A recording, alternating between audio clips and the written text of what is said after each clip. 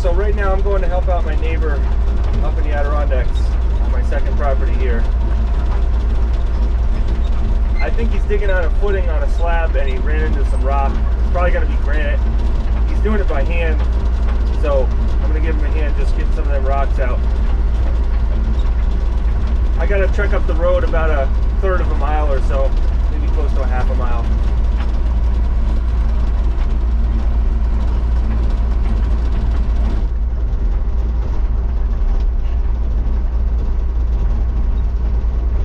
When we first started doing work on this property, he actually stopped by and he said he's a viewer of my channel and he just built a house a few years ago just about a third of a mile away. So that's kind of neat. And it's good to have neighbors up here that are friendly. Everybody likes to help each other out up here, and that's the way it should be. So if I got a chance to help somebody else out, I'm going to do that because we've definitely gotten helped out up here in the past. And after I do this, probably not this time, but next time, I'm going to go help my other neighbor that way. This neighbor is that way. But I'm just going to trek up the road and see what he's got going on.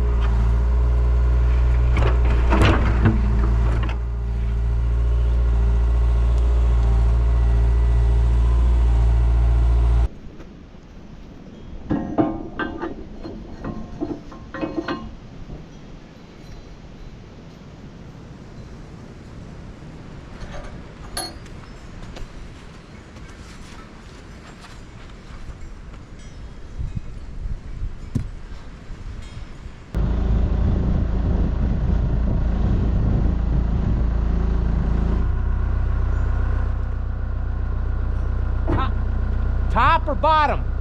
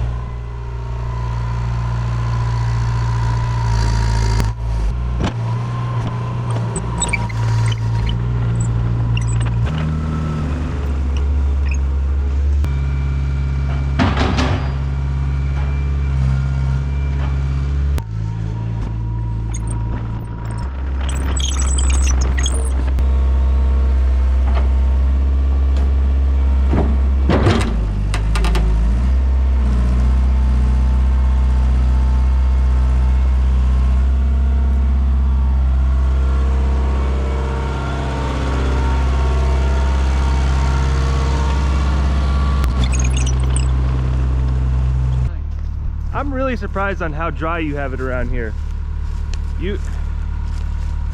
I was expecting it to be like my place where it's just muddy mess everywhere. I think it's because you got a lot of, like in front of the camp, there's a hole there, and that's where the water congregates. Yeah.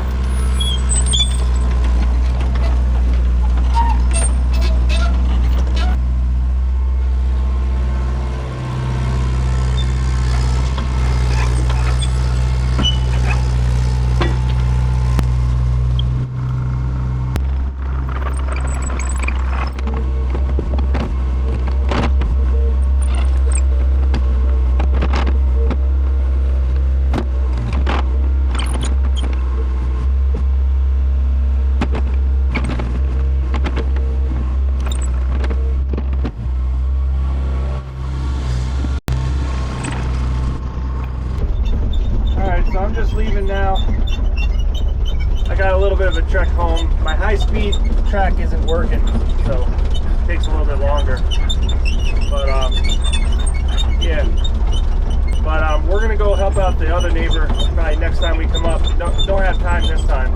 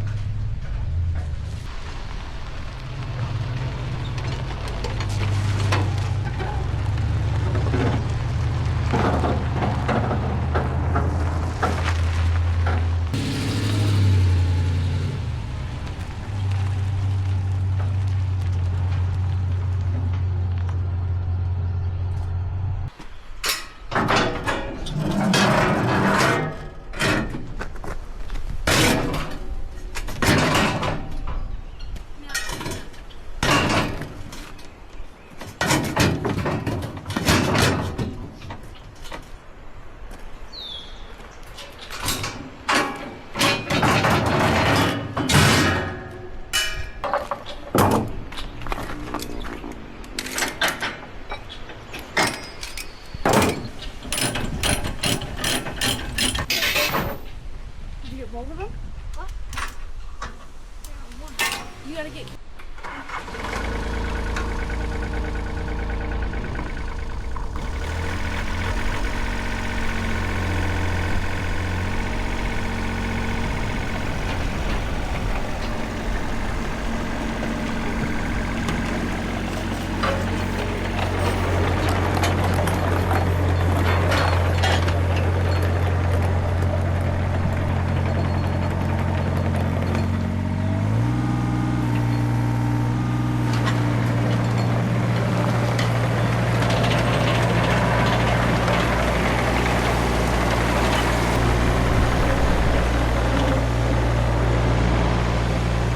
Alright, so you guys saw me help out my neighbor up in the Adirondacks with some excavation work.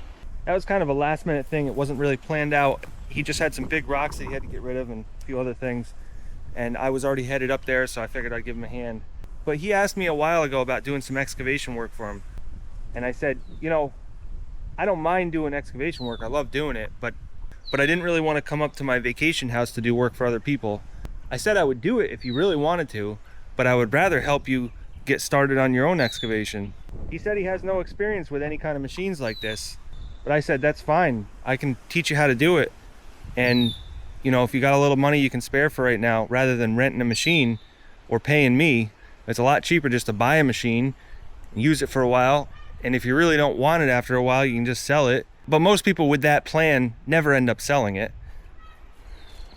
unless it's a really big machine that's kind of obnoxious and they can't really use it. But I told him a mini excavator is really all you need to do what you're doing. And so he agreed that we could look for a machine, and we could look for one that's a little bit cheaper, that needs a little bit of work, and I could help him do the work. So for weeks and weeks and possibly even months, we were looking for a machine, and every time we came across one that was a good price, it would sell immediately. We wouldn't even get a chance to go look at it. It's just how marketplace works. So I told him to keep with a budget around 15 grand. I told him you could find something for around that price, but it just never really happened. And then we're getting later and later into the spring, and we just had to pull the trigger on something. So we found this Yanmar. This is a VO35. I think it's a -5. And I've always liked anything to do with Yanmar. They seem to be a really good company for engines and machines. So we found this one for sale about an hour away, which is really about the most I wanted to drive to get one of these machines. This is a 35 horsepower, 8,000 pound mini excavator. This is a very typical size for an excavator. It's about the most you want to carry behind a 2500 truck, unless it's a really modern one. So we went and looked at this machine, and the guy was asking, I think, like 19 grand or something, and I think he settled on like 18.8 or something. It wasn't much that he was able to drop. We really were trying to get him down a lot further, but he just wasn't having it. So basically the goal for the rest of this video is to fix this machine up to the point where we can bring it up to the Adirondacks, and then he can leave it up there without having to worry about doing any more repairs for a while anyways. So I already like, so just from loading this on and off the trailer, I really like the controls on it. I think this is actually a pretty nice machine. This is a lot better than my Deere 35. I'd rather have this. But you know, I really don't use a mini excavator much anymore, so I don't really see the need in getting another one. Although they are great for trenches, like electrical and plumbing trenches, as well as drainage trenches. The mini excavators work really well because they don't disturb too much. So this thing's been sitting around for a while, waiting for better weather. So tomorrow it's supposed to be nice. My neighbor's gonna come over and we're gonna start working on this. Hopefully it's only a 1.5 day process or so. We already have an idea of what needs to be fixed on it. We ordered some parts, and so we're just gonna get this thing into shape, do all the fluids and filters, and then we'll get it up north and I'll teach him how to use it. And I'll teach him how to use it back here a little bit too first. And for you guys that are wondering, my neighbor's name is Mark. A lot of you guys always ask who the guys are that are in my video. This guy's name is Mark. He's my neighbor. He's actually going to be helping me a lot up north on projects that I have going on, big ones, big projects. So you'll be seeing him a lot more. And I'm also going to teach him how to run this in a skid steer and possibly a dozer and a bigger excavator. And that way he can really help out a lot up there because I have a lot of work to do.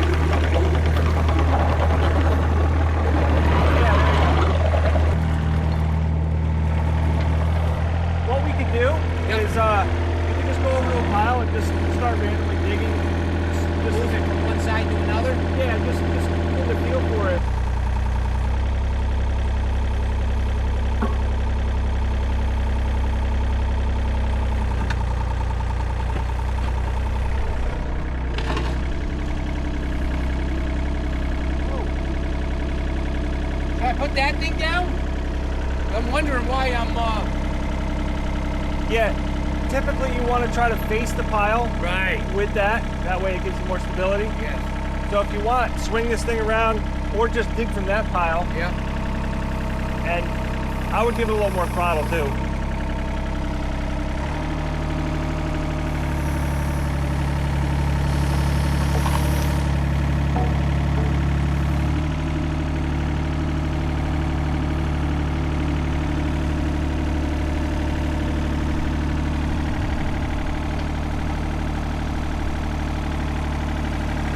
There you go. Yeah, yeah, you always want to lift the track just a little bit. That way you know you're really secure on there. And you want to start out by uncurling the bucket as much as it can go. Like, put it out? Yeah. Go to the right with that to curl it out. There you go.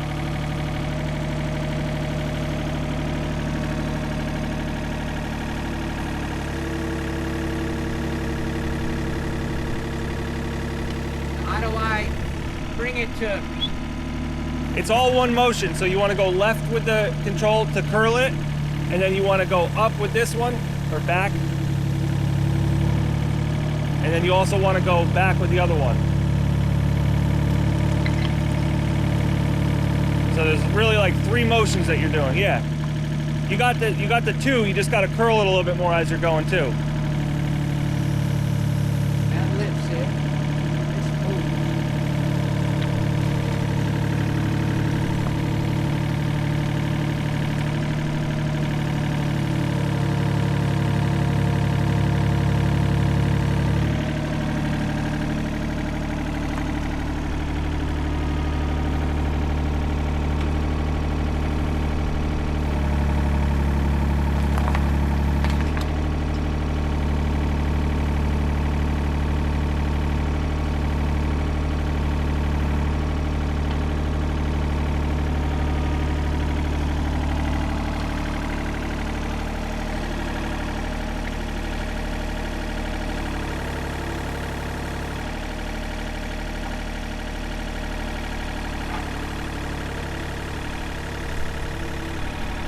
So give it some curl as you're doing that. Go to the left with that control on the right.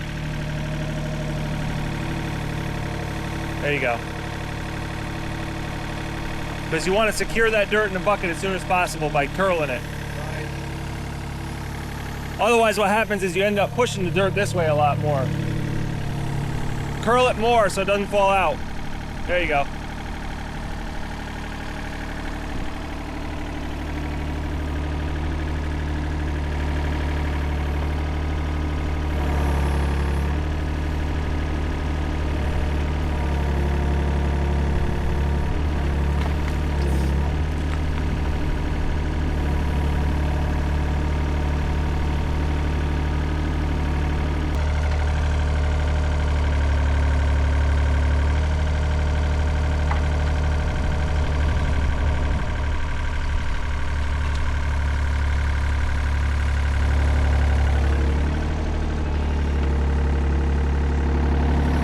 Before you ever lift up, you should always curl it first, because that way, otherwise you keep pushing the dirt back towards you.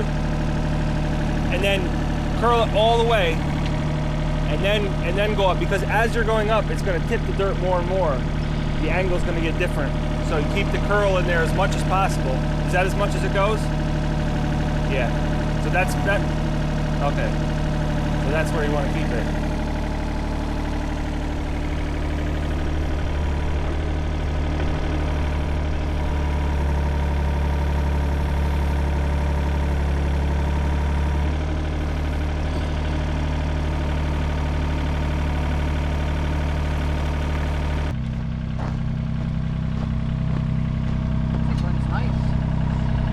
Myanmar. Any Myanmar runs nice. Yeah. One with a blown filter. Yeah.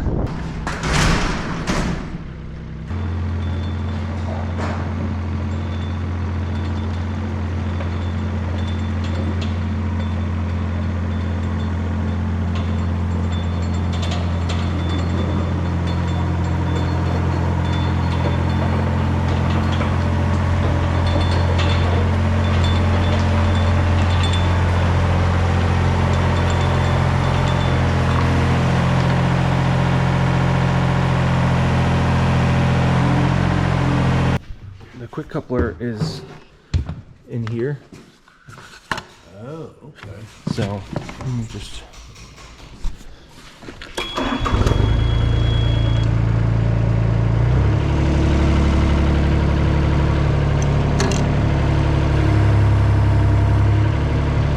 You got something you want to put it on? I'm just gonna reach all the way out and put it over there. Set it back there? Yeah. You want to set it on one of them cushions? If you want. I mean, for your floor. It don't matter.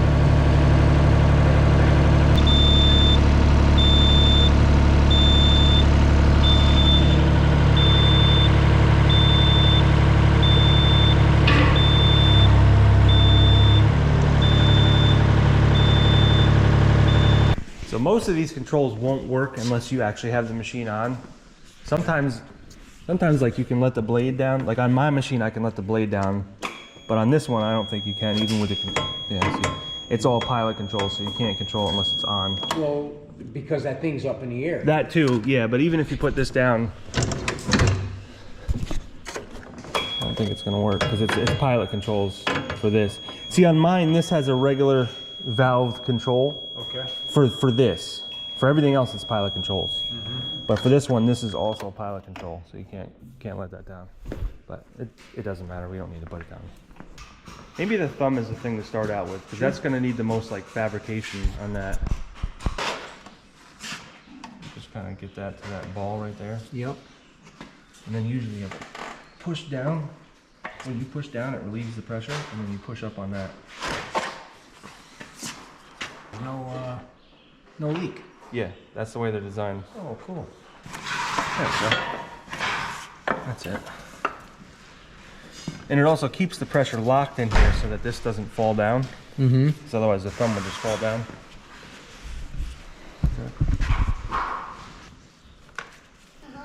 How you doing? No shirt? Hey, that's no way to greet somebody. Let's drop that down. this off too. We could probably leave that on because I don't think we really need to change much on that. All right.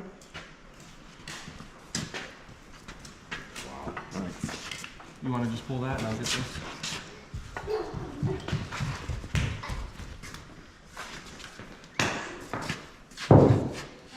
So just to let you know, I got the same exact cylinder that I had on my machine. Okay. Same length, same pin diameter, same everything, so I know it works good. Okay. And I have the same thumb setup too. And so basically what we need to do is put this in here, and then I got bushings that I'm gonna weld into there. That's gonna take up that slot. Sounds good. As well as bring it down to the 1-inch pin. Okay. I just gotta make sure I got it. Listen, I'm not gonna say no to anything. You're the one who knows what's going on. Yeah. With the things that I bought originally. But this reduces it to the 1-inch pin. Okay. And then let's see.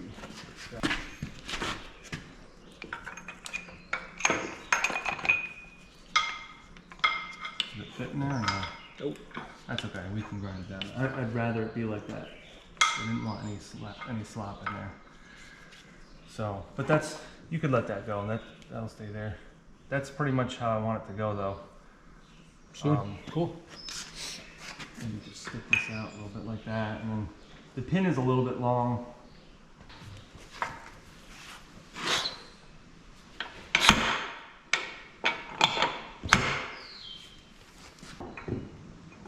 It's hitting the floor. Yeah. Let me raise up the boom a little bit.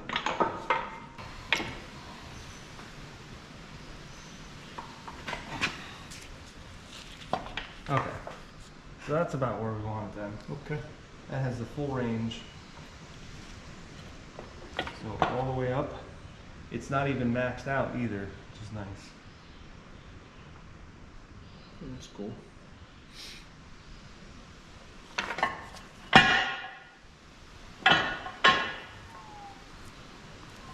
And all the way down. What we don't want is for that to hit. So I think what we're gonna have to do is drill a new hole right here. Because what we don't want is for you to, All right, hit that and smash into that. yeah, we want it to max out right about there. Okay. And even that, you probably shouldn't be using it like that. Like, Right. I try to like keep it like that when So- I'm using it. In the middle of these? Yeah. Okay. Because I think we've determined that we really can't change that one because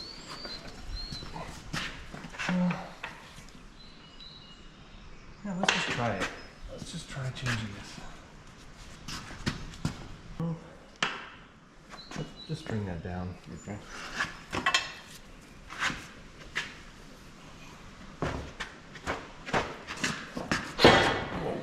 Jesus.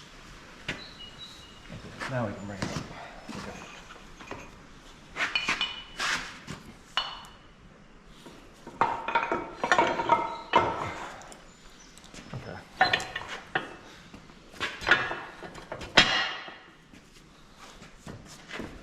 So that's maxed out there. That's not the end of the world. To be honest with you, the more you go past that, the more you're able to break things. It's the angle of things because you're putting pressure this way. So when this rod is like going with this, the angle is really extreme. And you could break something a lot easier like that. So maybe this is a good spot because I think this retracts all the way. Oh yeah, definitely. Does it hit the tube though? Or I gotta be mindful of that? See Well, that? we're gonna have to weld on a stop here because you're gonna have a fitting right here. So you don't want it to hit that fitting. So we're gonna have to weld a stop just before there. So if you have the pin out here, you'll have a lot more power but less speed. You're changing the because if you're in here, you have less leverage. If you're out here, you have a lot more leverage. So you have a lot more power but less speed. In here, you'll have more speed but less power. Power is not something that you always necessarily want to think of as a good thing though, because power can destroy things too. Yeah, I don't want it to break, so, Yeah, you know, keep Yeah. in mind who's using it. yeah, I'm not experienced with it, so. yeah. We can always set the release circuit so that it doesn't get overpowered, so it doesn't overpower the bucket. Yeah.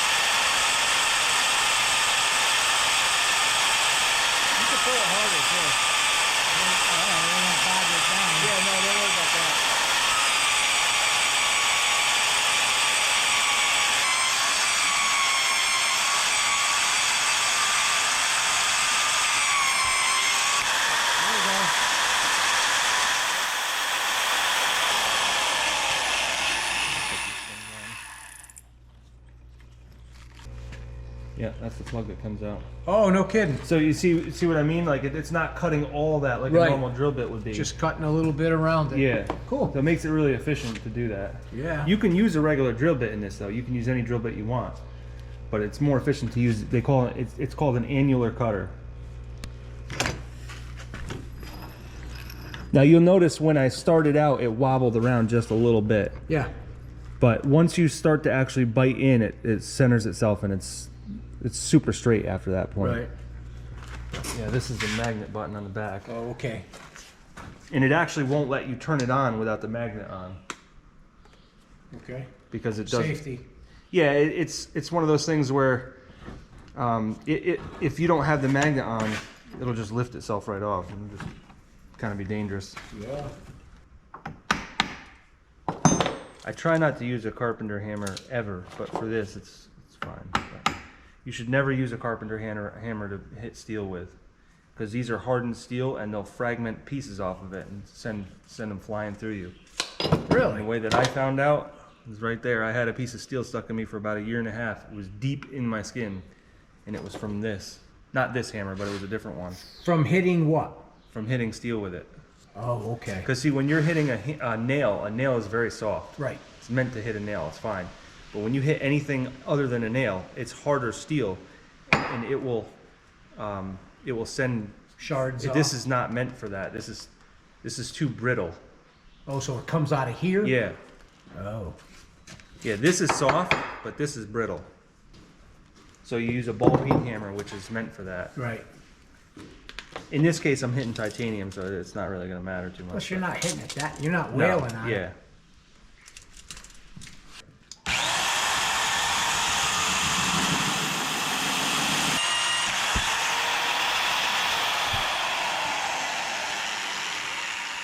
What will probably amaze you more than this is what I'm about to cut this with. Plasma cutter. No, I can use that. I No, could use that, but it's much cleaner to use a cold saw. Is it the one that's got the 2 wheels? You hold it? No, that's a bandsaw, and I could use that, but that's slower.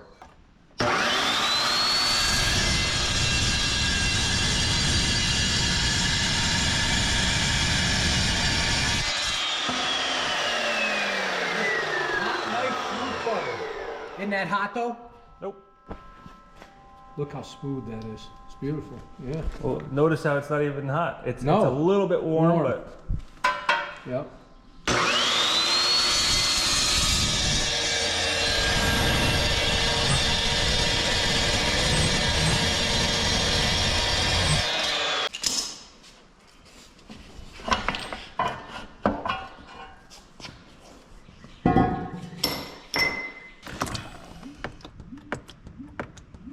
it's pretty black. But Oh, he said that he hadn't done nothing to it. Yeah. So do something. so right now the thumb only sat right about here, so we're trying to change the angle so that it goes all the way up, because it's really annoying to have the thumb down here. So we're just totally redoing everything, putting a new cylinder on, and we're going to refabricate this so that it's actually going to be just a 1-inch pin, which is fine.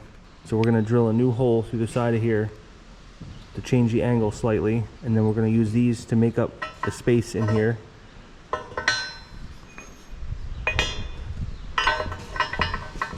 Which, if you think about a new hole being drilled, plus that's going to be welded on, plus these collars,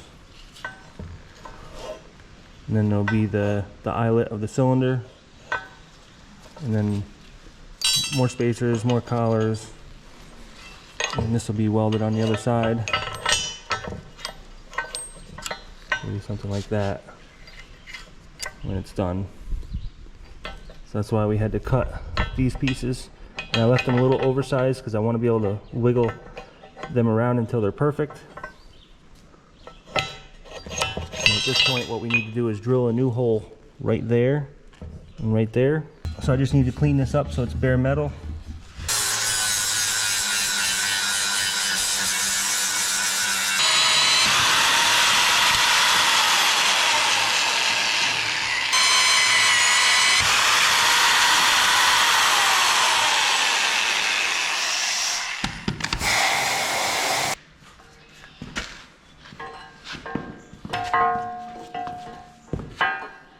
Oh, okay, this one. Got it. Okay.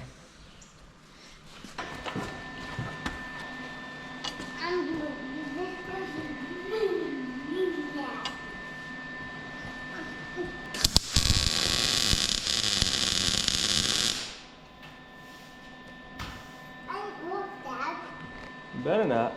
You know better.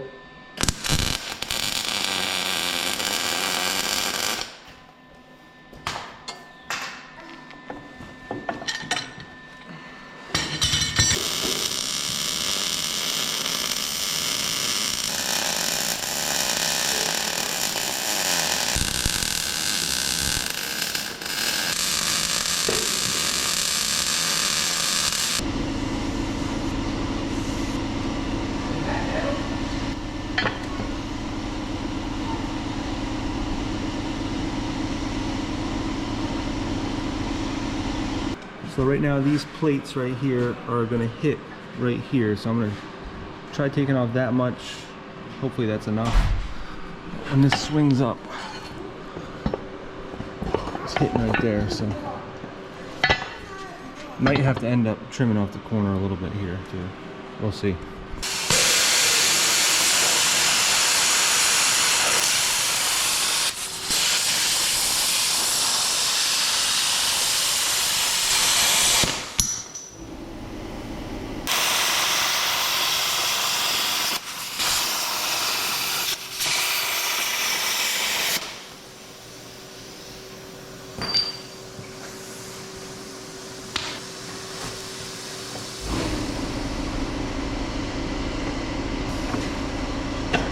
So basically what I like to do is put this in here. We'll hook up the cylinder, and then I'll tack weld it with just very weak welds, 3 of them around there. And then we'll rotate it back and forth a bunch of times and see if those welds break. If they break, then we know we gotta reposition a little bit. So that's what you want to do. You want to just push these to the side, and then Yeah. you want to leave these things so you can tighten them up or not. Yeah. If you don't have to, you don't have to. Yes. No, we're even sort of thinking. The biggest thing is I think we just need to get this kind of centered in here the best we can.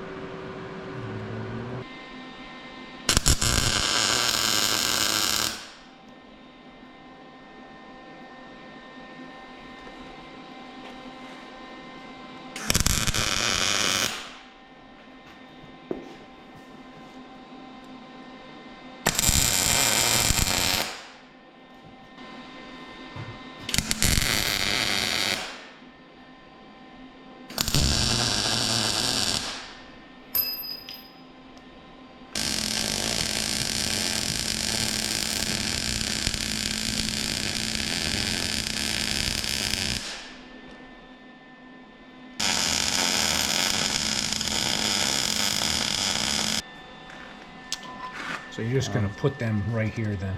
Yeah, I'm just gonna put them on the inside, weld them, and then that'll tighten up that a lot. And the pin will kind of center these and make them so that they're aligned with each other.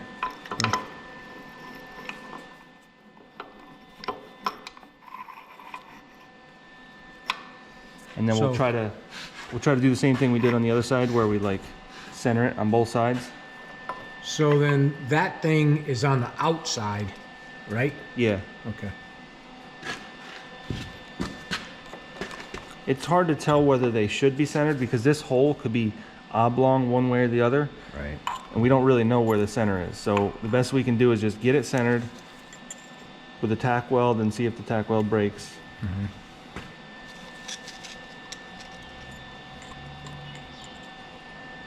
And this, if I weld that right there, as soon as that starts cooling, a few seconds later, that weld is going to shrink and it's going to force everything to go sideways.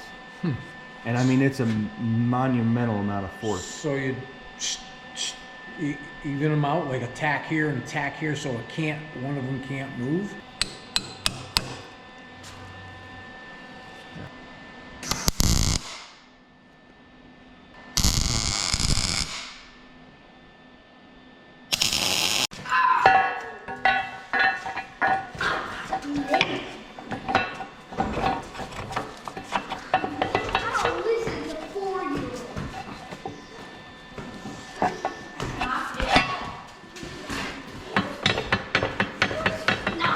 So you're gonna put those things on here.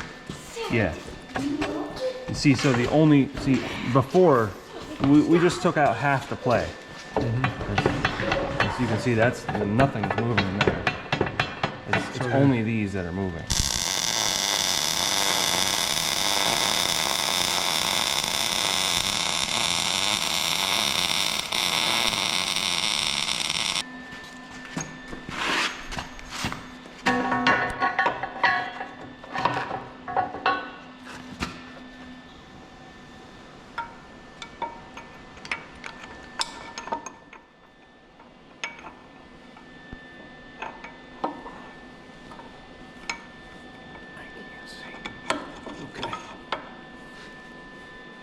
A little bit. Yep. Yep. Good? Yep.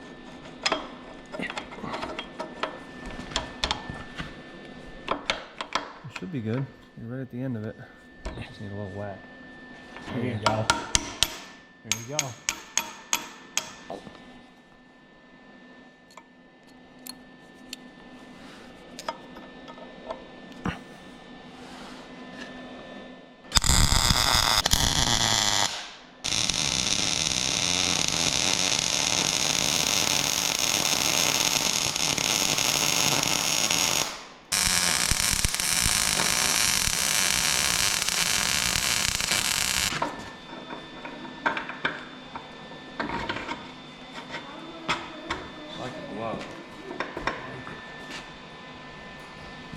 The nice thing about that is we don't need any shims now.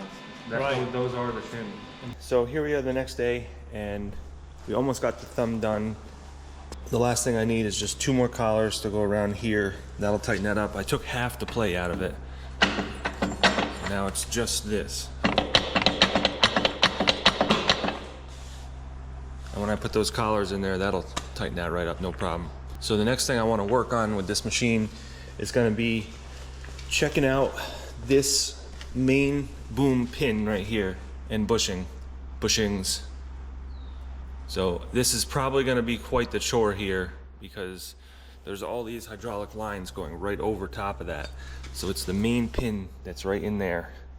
But I just want to make sure if the bushing is wearing out, I want to make sure we replace that before we bring it up north. Because once we get it up there, it's just a lot harder to work on it.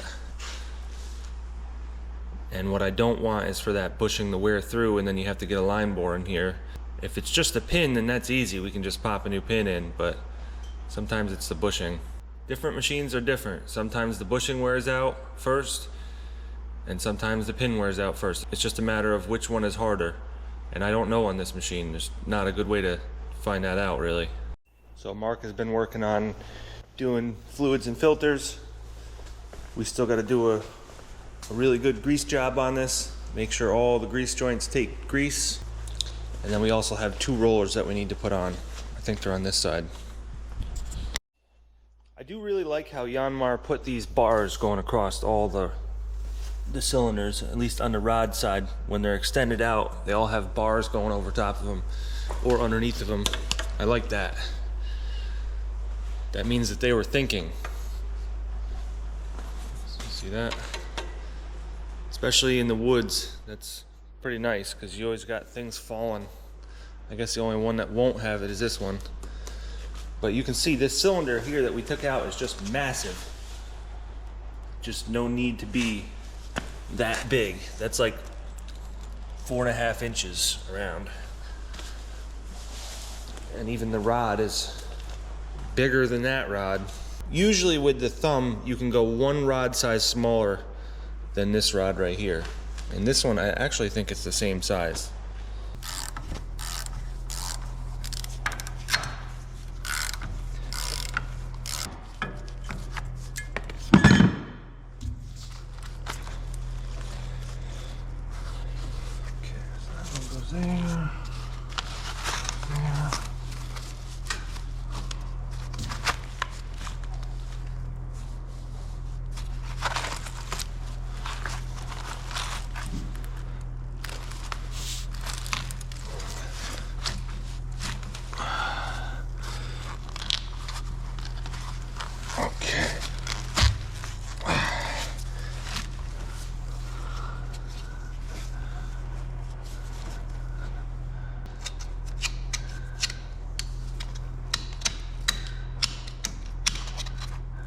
Oh, there's a snap ring on the top. Huh. Okay.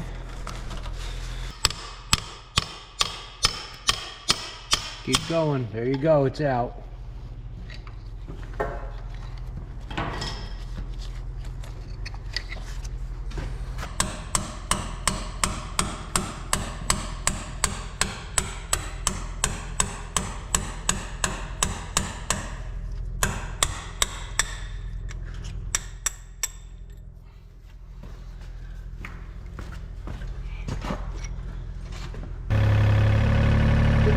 Yep. Nope, that's good.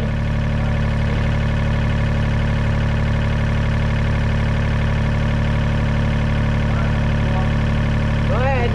Oh yeah, that. Oh my God. That pushed that pin right up. Oh yeah. Go ahead. Oh yeah, it's like 3/4 of an inch upward. I wonder if it's moving up that easy. I think it'll move down that easy too. Okay. That way we don't have to take out these hoses. Maybe I just found a sweet spot, you know, between the taking off the pressure and putting on the pressure. I almost want to kind of try to push it down now because it'd be a lot easier. Okay. Because otherwise we lose the function of the boom. So I guess let's look down on that and see what it does.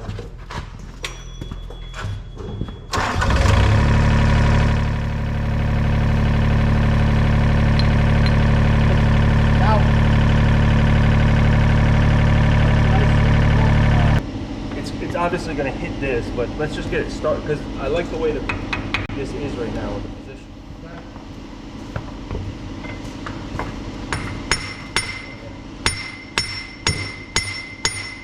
Oh, hell yeah.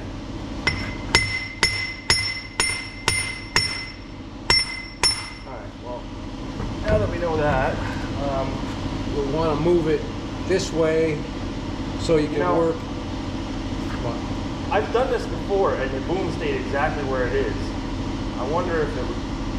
Want to get something to prop up underneath, like the middle part of it, so this doesn't drop.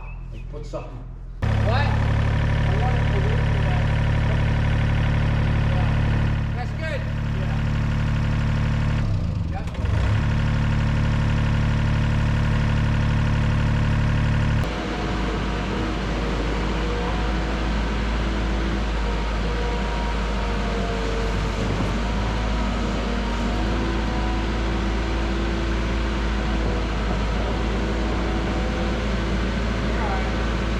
What are you trying to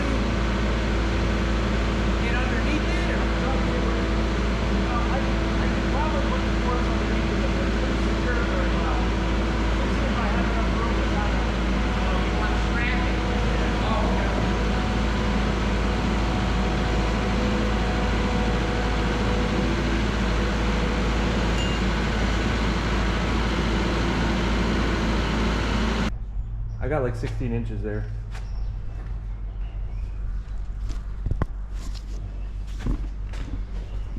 Like this. I think that's just going to unwind as I go up with it. Okay. It's just going to kind of uncurl anyway. We'll see. If I have shorter straps if we need it.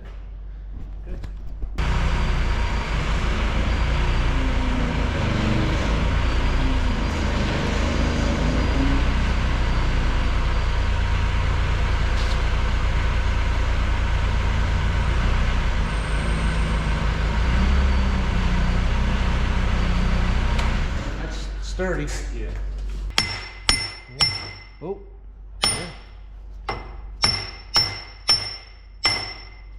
You want this? Yeah.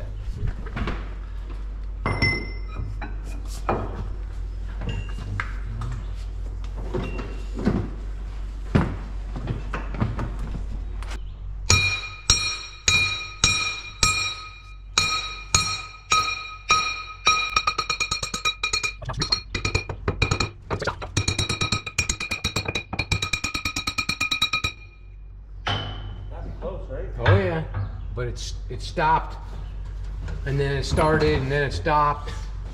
I wonder how that. There you go. And there's a little bit of the same down here. Yeah. Let's get this cleaned up real nice, and then I'll take my digital caliper and start measuring it. Probably just wipe it and use some of that stuff too. You can use the fluorinated stuff, which I have a lot more of. Okay. Actually, if you put the degreaser on there first, this stuff actually stays on for a little bit, and it helps it melt. Okay.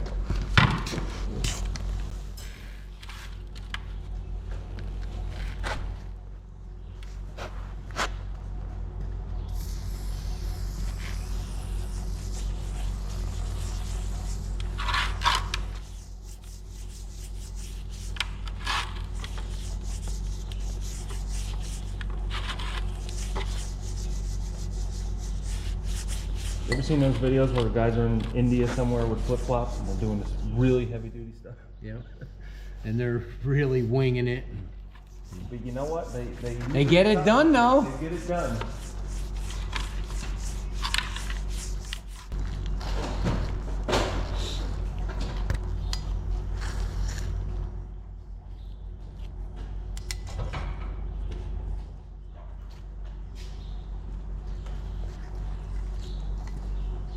Should be 2.73. That's what I'm seeing. Wait a sec. Here is 2.715.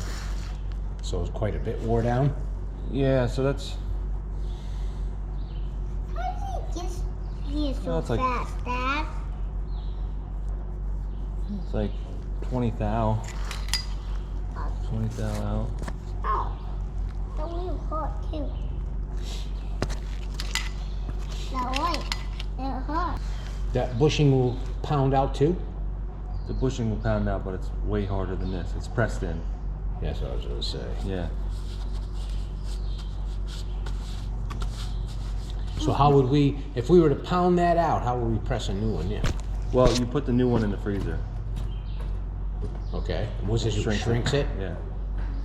Nice. See, there's a tip. I Yeah. didn't know that. Freezing metal shrinks it.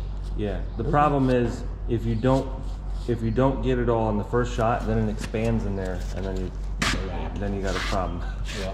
I mean, there's always a way around it, but usually the way you take those bushings out is you torch them out, cut them out one way or the other. Sometimes I use a Sawzall with a metal blade on it, but they're hardened, so they're It's gonna take a while. yeah. The biggest thing is there a lot of bushing left? Is there enough bushing left? As long as you keep up on the grease, will it be fine? Right. Yeah. For now.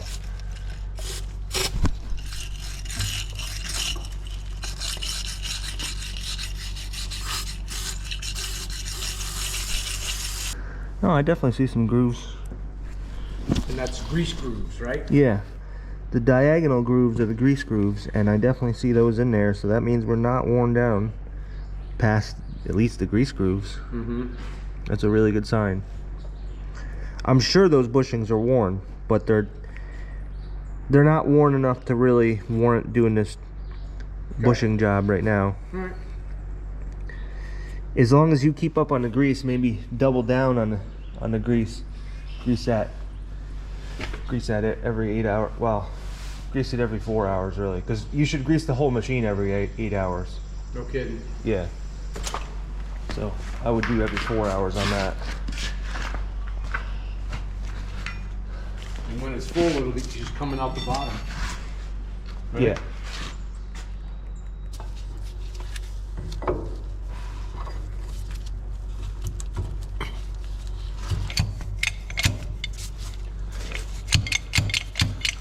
Try. How high?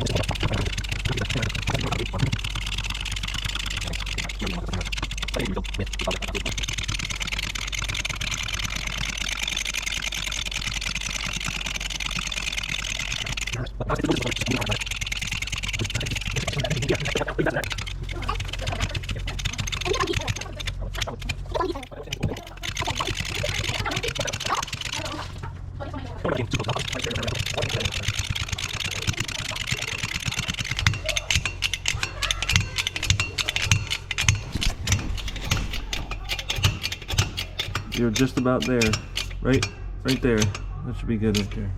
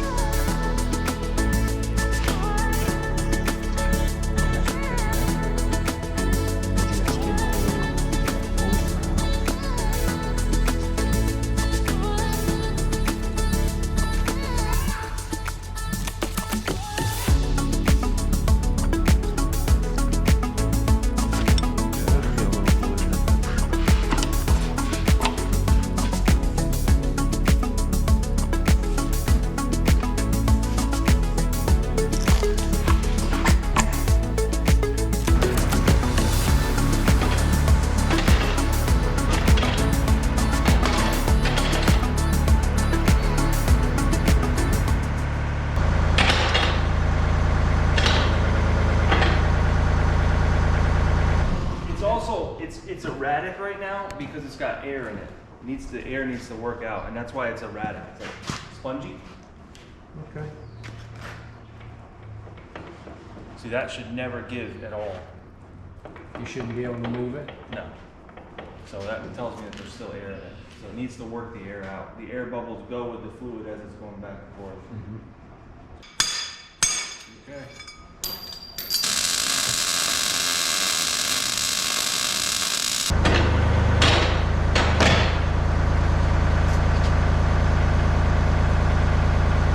We got got these last little missing items here. We're gonna put this right here and right there and weld it on. And that's gonna take up all that slop right there. Alright, there it is. It's out. You might be able to pull the rest of it out.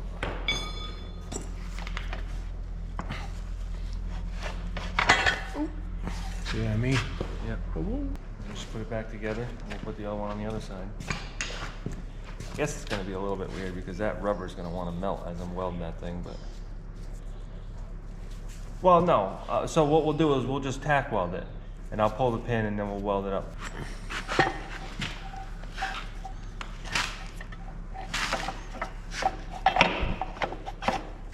Like that?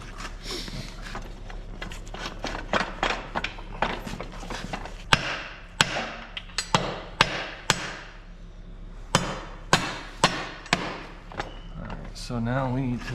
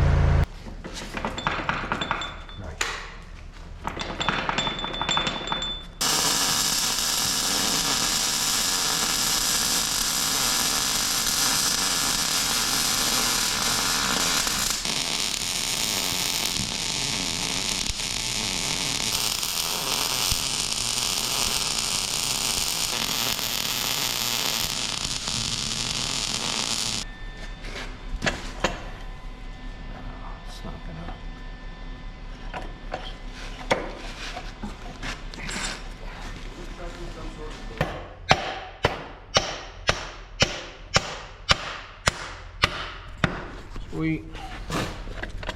Nice. So much better, huh? That's like zero play. It's too big, you think? Only slop you got is this joint. No, that's the one that came out of it, I'm pretty sure. You just drive that in with a hammer.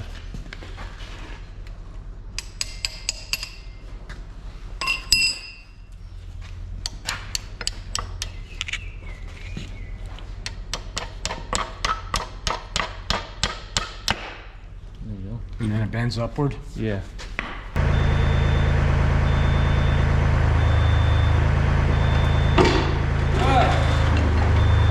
Now push the back one. Okay.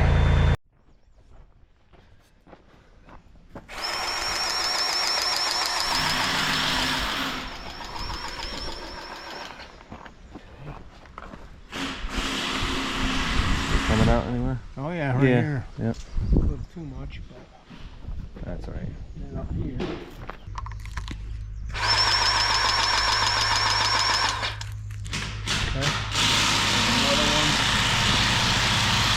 This one, but That one out right now. no. There's this one. That's for the quick coupler.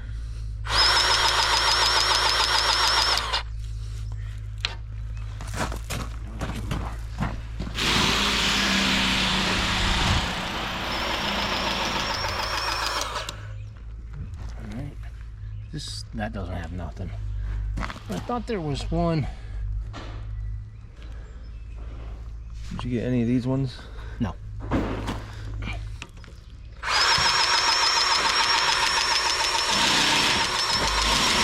That one was thirsty. Yeah, it was.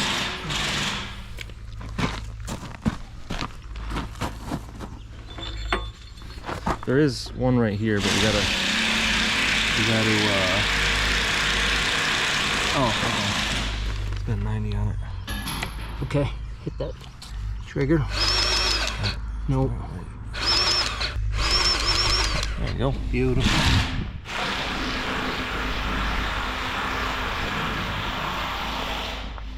Did you get this one?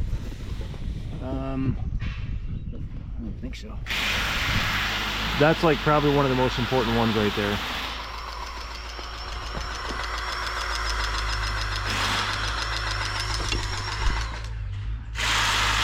Yeah, it's coming out. Oh, here it is. Yep, there you go. I just got to get that one. This one.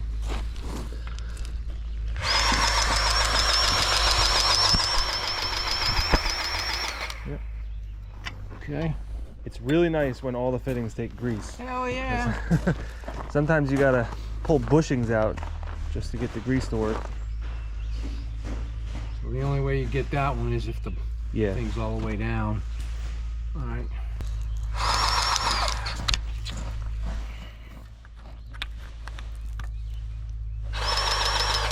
Tilt it slightly up. All right, it's coming out this side. This pin is gonna need a bolt soon. Should have a bolt going through there. Yep. Should we put one in? Yeah.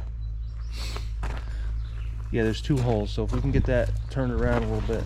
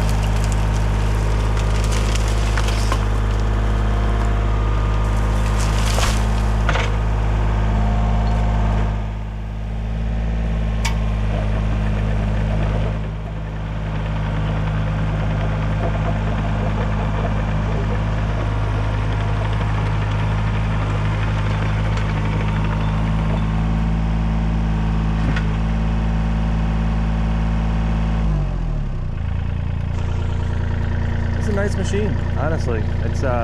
It's very responsive. The controls are quicker than my machine. You can really jolt fast with it. It's good. The thumb works good too. Yep. You just gotta get used to it going fast. That's all. But it works good. The machine is nice. I mean, I really like it. I think there's only one thing that I found that I don't like about it, and that's the third function doesn't have a proportional valve on it. It just has an on or off. It's the only thing I don't like about this machine. Other than that, I haven't found anything else that I don't like. It's very well designed.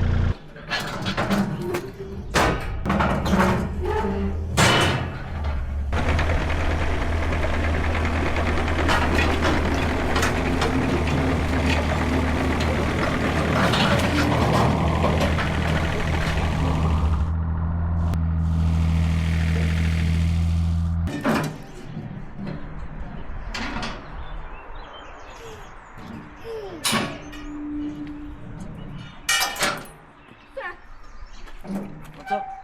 I need that. I don't.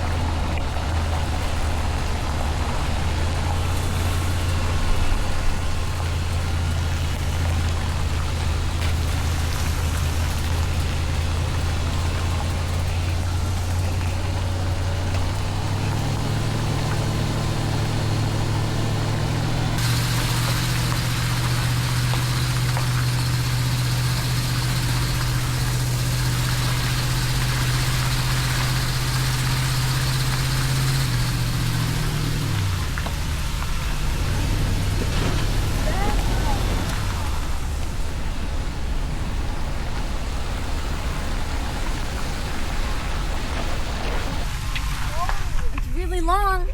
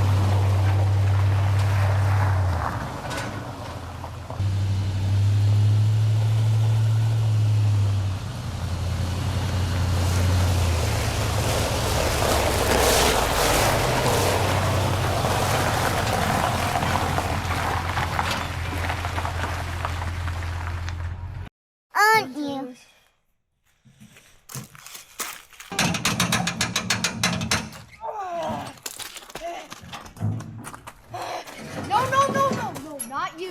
No, not you know. It's way too Here, heavy. I'll let you jump on this one. Way too dangerous. Yeah.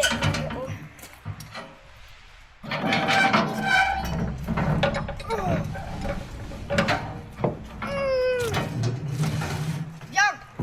Jump. Ooh. Okay. Now you hold this. How do you untighten this? How do you untighten this? How do you untighten this? Oh. Okay, so now you're untightening it. Can I do it? Can I do it?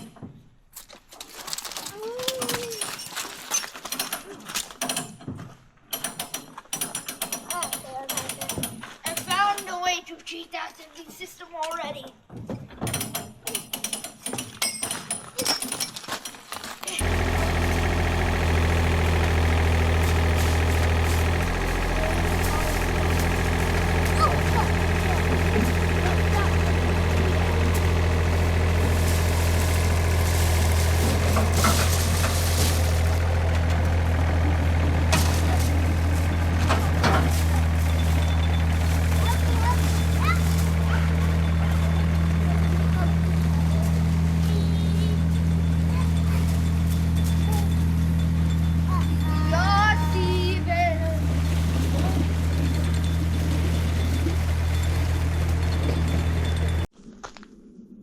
All right, so we are up north in the Adirondacks. So up here we're trying to do a spring cleanup, and I didn't notice this last year because we didn't have this kind of rain when I built this cabin, but look at that, there's just running water all right there. So you can see it's all pooled up here, and I can't even walk here because it's just really wet, but all the way around the cabin it's like a pond back here. So I got to get this drained out, and so I brought 100 foot of 4-inch perforated drain pipe, corrugated with a filter sock, and the plan is to put that as far as I can that goes 100 feet. It's probably going to go right to the corner of the cabin over there, bring that around here and daylight it right here, and then continue on down with a trench on the side here. What I didn't realize last year, because I was really in a rush, was that the way I cleared this, I'm like the lowest thing around here except for this. So it's like, so everywhere's around here is flat, and it goes uphill all the way around it. Even back here, it's just a pond back here. So we got to get this all drained out. Everything around here goes uphill, like not too much over here, but it still goes just enough uphill to leave the water here and not drain, because the only place for it to go is that way. And obviously I got my Hitachi 100 right there, and I could do it with that, but the bucket is so wide on that it doesn't really make sense, because I'm going to put the pipe in the trench, and then I'm going to put some stone in there, some number 2, and the number 2 stone up here is really expensive, so I don't want to use any more than I need to. You really don't need to use stone, but I like to. In case the pipe fails, the water will still go through the stone. So the narrower the trench, the better. So that mini excavator is perfect machine to do this job. So before I go run that over to my neighbor's house and give it to him, he said I can use it to do this trench. So I'm going to do that.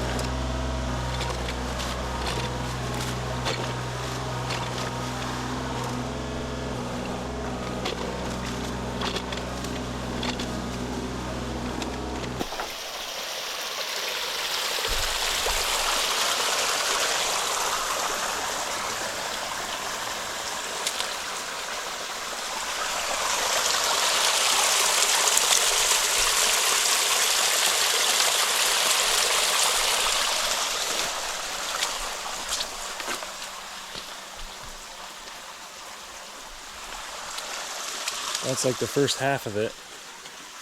Still got a lot of water to drain out behind the excavator right now. You know, in the fall time we had a fire pit over there and we've lost it to a pond. So if nothing else, I just want to regain that. But just having a little spot here for us to hang out is good too. One problem I definitely ran into is this whole thing is a giant rock, about 10 to 12 feet long at least. I haven't even gotten to the end of it. Just nothing but rock right underneath here. So I can't drain this out until I figure out either if I can pull that rock out or I'm gonna have to reroute it somehow, because this is like a crucial spot right here. I need to be able to get through here. So I might have to bring the Hitachi up here and maybe that'll take the rock out. If it is a rock, it might be bedrock, I'm not sure. But what's unfortunate is I have fabric right here for this driveway. So unfortunately, I'm gonna have to dig into that fabric, and that's never fun.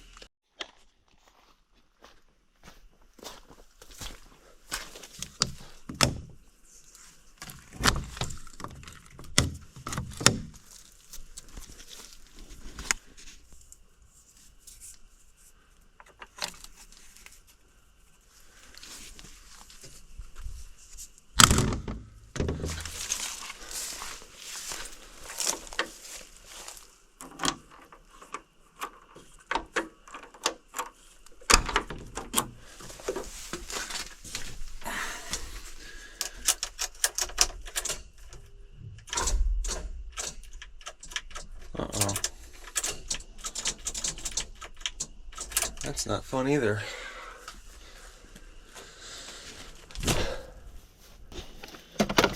Sometimes you can get away with putting these jump packs on just one side.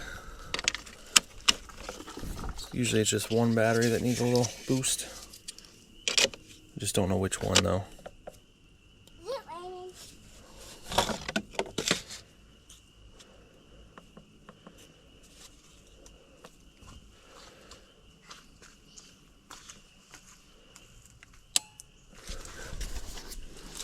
See if that's the one.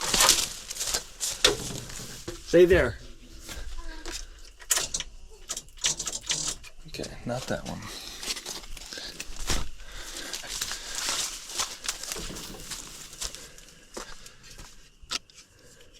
Once you get started, I wanna watch you. Okay. I wanna get in. Okay. That was it.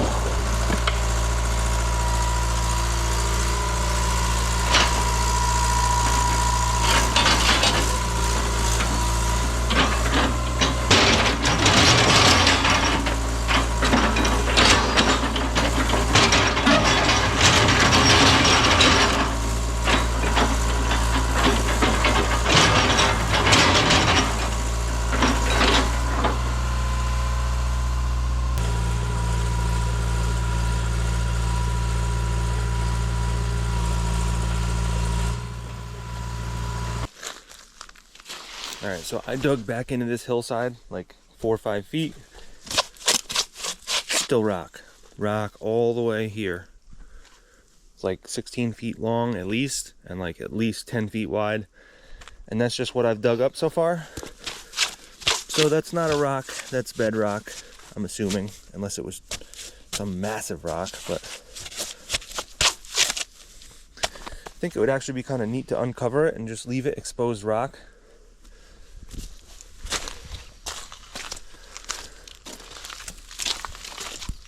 But it's a problem because we need that water to get past there, and that whole thing is a rock or bedrock. I think at this point the only thing I can really do is try to go this way around it and into the driveway and then back over there. I really didn't want to do that because I got the fabric here, but I just got to do what I got to do. And so there's no point in me using the big excavator for that. Let me get as small of trench as possible through there.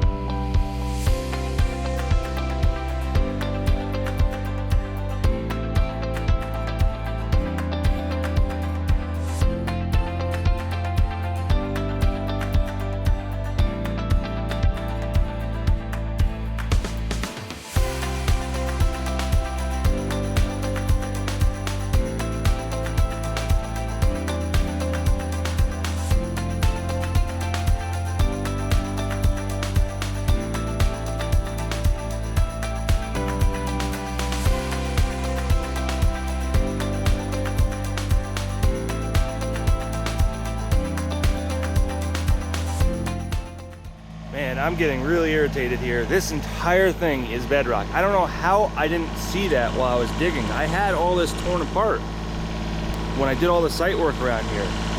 But apparently I was several inches from bedrock on this entire area and I never even knew it.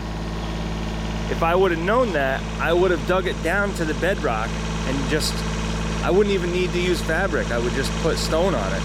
But now I'm tearing up all the fabric and that's irritating me so much. Look at all this fabric that's just ripped up. Just a total disaster now. This entire thing is bedrock. I'm just now getting to the edge where it kind of goes down, but I'm like tearing apart my whole driveway for it. But it is what it is. There's no other way for this water to get out of here. The only other way is going that way, and I got a mountain right there. I don't want to start dismantling that. The problem is if I go too far this way, I got fiber optic lines and I got my dry well right about there. So pretty soon here I'm going to be hitting that dry well at least, and then the fiber optic is over here. Catch any fish in there?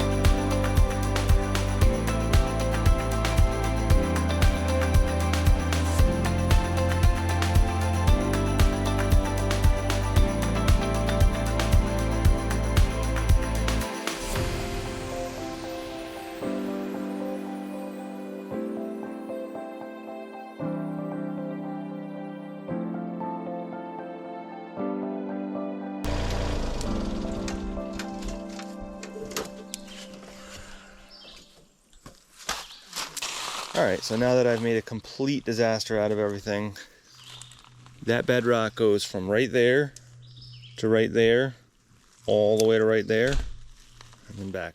This giant, like, dinosaur bone looking thing. I can't believe how I didn't run into this at one point. I have no idea. Because right there somewhere is the pipe for the dry well. So I dug pretty deep from there all the way over to here. That's for the gray water for the house. And somehow I just avoided it by a couple feet. I was able to dig down with no problem. I had absolutely no problem digging down this whole thing. And even the dry well over here, no problem. But right here, the crucial spot where I needed to drain, that's where that bedrock is. So I'm going to attempt to bring the Hitachi over here and see if I can get this corner maybe moved. Maybe some of it's loose and I can get it back this way. Because I'm going to use up a lot of pipe to go around here. That's just ridiculous. Let me see if I can get that, at least like that, chipped off. And then maybe I can kind of cut the corner right there instead of going all the way around. But that's about the depth that I need now. I'm about 2.5, 3 feet down.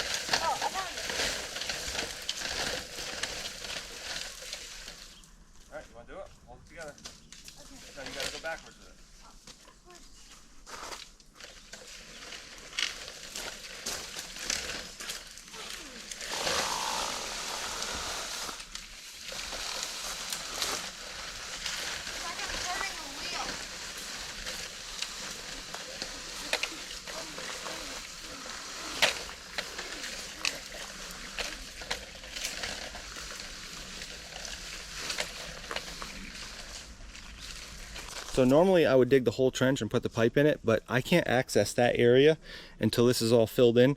So I'm going to put the pipe right here. The rest of this is going to be an open ditch. And this is going to be the end of the pipe. And we're going to go around that and into there. So we'll put that section in, fill it in. I don't need to put any stone in that because I'm not trying to actually drain water in there. That's just to transport the water from over there. Over there, it's going to start draining into the pipe. Here, it could be solid pipe from there over, but there's no point in switching. I'm just going to use the same pipe. I just won't put any stone in here, that's all I'm saying, until about that point.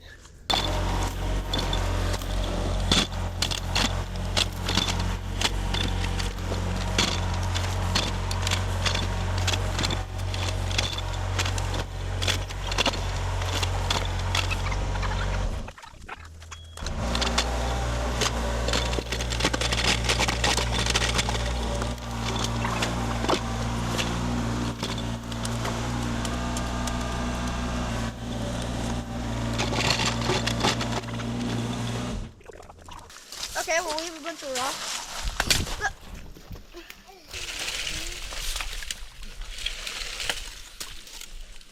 That's...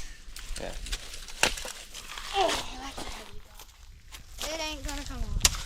Let's do it. It goes all the way up. Yeah. See, this is a big pipe. I'm not even kidding.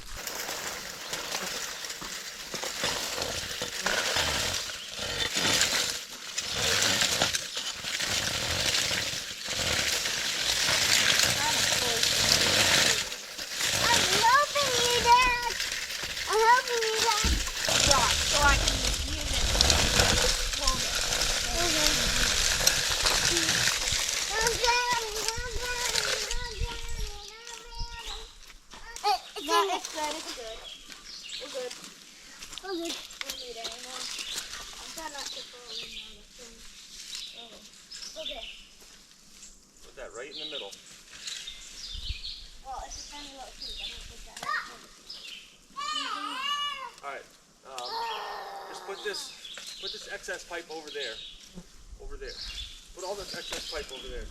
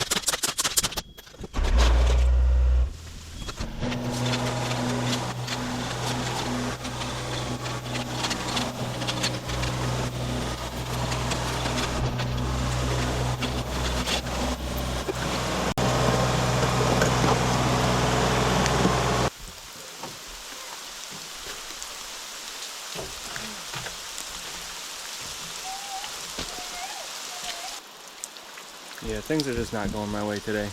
And I only have today. We're leaving tonight. I don't know how much more I'm going to keep going with this, but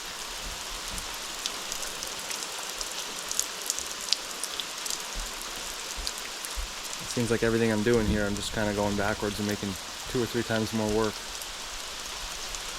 And it wasn't even supposed to rain today. Here we are. I'm thankful to be underneath this porch though. It's nice.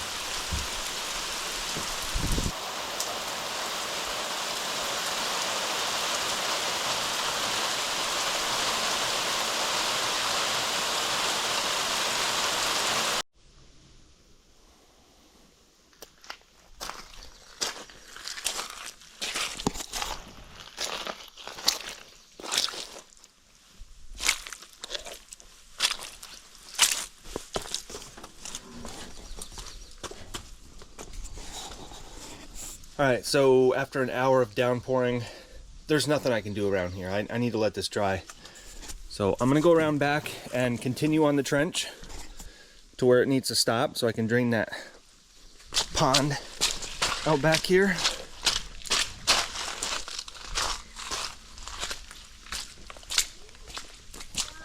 Literally, look, the kids were fishing. They were using nets to try to catch things. They were trying to swim on that. This is literally a pond.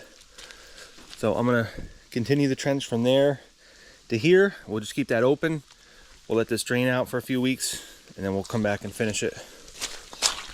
But even with a track machine, I'm sinking to almost the bottom of where I was digging to, so that's not good for the pipe. I possibly already crushed the pipe in a few spots trying to drive on this.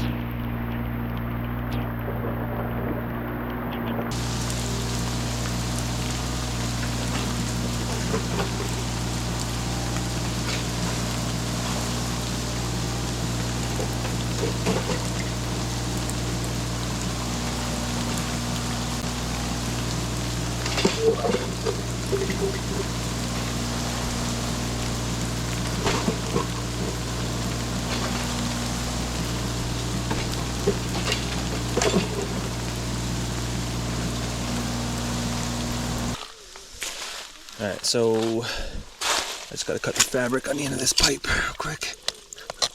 There we go.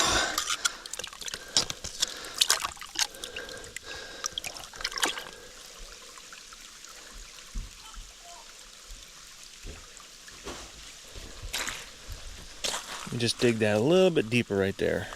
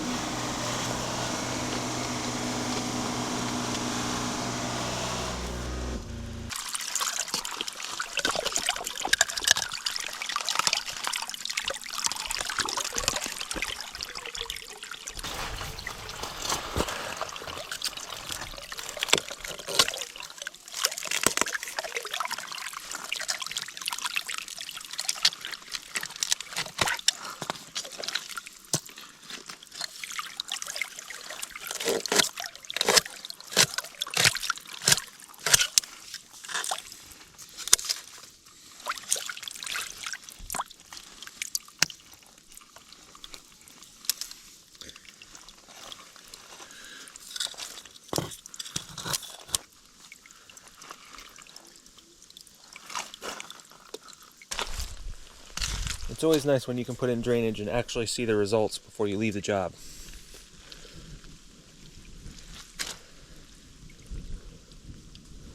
I'm sure we've already drained out thousands of gallons of water. And it's still going strong. Eventually we got to address this whole part, because right now it just sort of goes where it wants. But you know, this part down here is solid. You can drive a car on this and it won't even sink an inch. That's because years ago I put a base layer down here of like 3" minus, which is basically everything from 3" down to fines. I did a base layer down here, so this will be fine for now. It won't be running like this all the time. This is just right now. Once it goes down to a trickle, then it'll absorb it and stop right about here. It'll just go right into the ground. But also the plan moving forward here is to shift this driveway over. So I could keep an open trench over here and sort of feather it back so it's not like so abrupt. I can sort of feather it back like that. And then the edge of the driveway will be about here. And then we'll still have like 30 feet wide here. This is probably going to be one of the next things I tackle here, is this whole thing on the side here. So basically you can see there's no trees up to that tree line there, which is about 30 feet away or more, 35 feet. And so I can make this driveway at least 30 feet wide without having to take down any trees. All I got to do is clean up this dirt and all this organic debris, like trees and brush and stuff. So I just got to sort all that out, and rocks too. And I just got to basically sort all that out and find a home for it. And then we'll have enough space to actually turn around in here, which would be really nice. If you guys have been following this build, you know that I put in this driveway last minute and it worked. But it's not fun in the wintertime because you basically have to drive forward and then you have to back out, or you have to drive back and then you can go forward out. But either way, it'd be nice to turn around up here, and I'll be able to do that if I just clear all this stuff. And that's sort of like a freebie without having to take down any trees. I mean, I don't mind taking down trees if I really have to, but I want to try to avoid it if I can. I got this nice 20-ton pile of number 2 stone to do all this work, but I ended up not using it. I just can't get in there. So we'll have to do that next time. I'm going to bring more pipe too. And then I guess I got to also get some crusher run and some fabric and redo my driveway up there.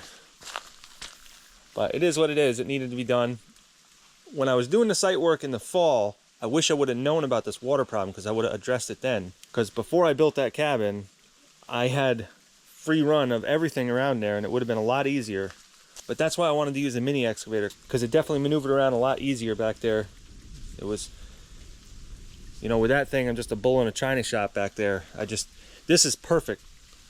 So it worked out good to bring this up here now and use this. So really this was the main part of this video, is just getting this machine for my neighbor, getting it fixed up, testing it, making sure it works good before I brought it up here, bringing it up here, then using it for this, and then now I'm going to go give it to him.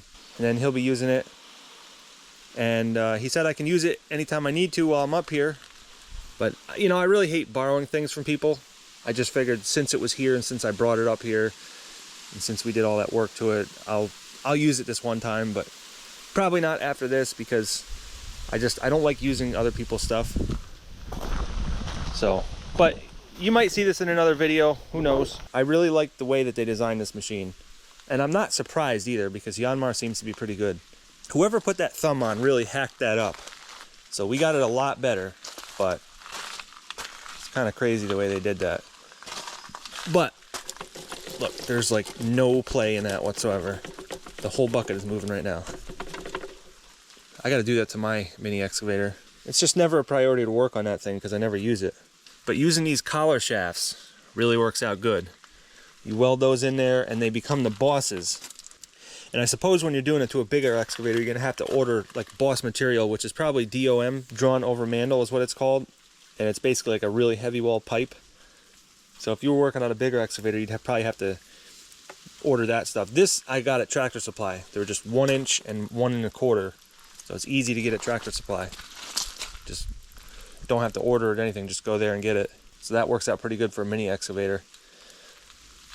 And in case you guys were confused about what we were doing with this pin going through here, I just wanted to make sure that the bushings inside of there weren't worn down to the point where they were either worn through and wearing into the bore, or about to wear through into the bore, because yeah, that would be a disaster. Then you'd have to get a line bore through there. That's a big job. I got a guy that'll do line bores, but it's $2,000 minimum. So I figured if the bushings were almost to the point where they were going to wear through, then we could put new bushings in, but they weren't even close. I actually think that the only play that was in there is the actual pin itself. So we just left it alone for now. Eventually he'll have to address that down the road, but I'm sure he's got several years before he needs to do that. I told him grease it twice as often. Grease it every 4 hours just to make sure. You know, it only takes 2 minutes to grease that joint, and then he won't have to worry about it. He may never have to worry about it, honestly, because I don't think he's going to be using this machine that much. But this machine has a little over 3,000 hours, I think. Like 3,000 to 4,000 hours. It's pretty light. Pretty light use on it. You know, and I'm not really a fan of mini excavators anymore, just because once you get bigger ones, it's just so much better to use them. But in the case of this worked out really well. Working in tight quarters really calls for a mini excavator. You know, with a bigger excavator, you're kind of crunched in there and you're trying to dig like this, and your bucket doesn't go back far enough. So your bucket's like this and you're trying to dig, and it doesn't really work that well. Whereas a mini excavator, it can dig in the same radius, but it can actually dig because it can put its bucket out like that and then scoop. Instead of like trying to do this, doesn't work very well. Plus you're not so worried about hitting things like the house. So with all that said, I guess that's it for this video, guys. And we'll definitely have some upcoming projects here, so I'll see you on those videos.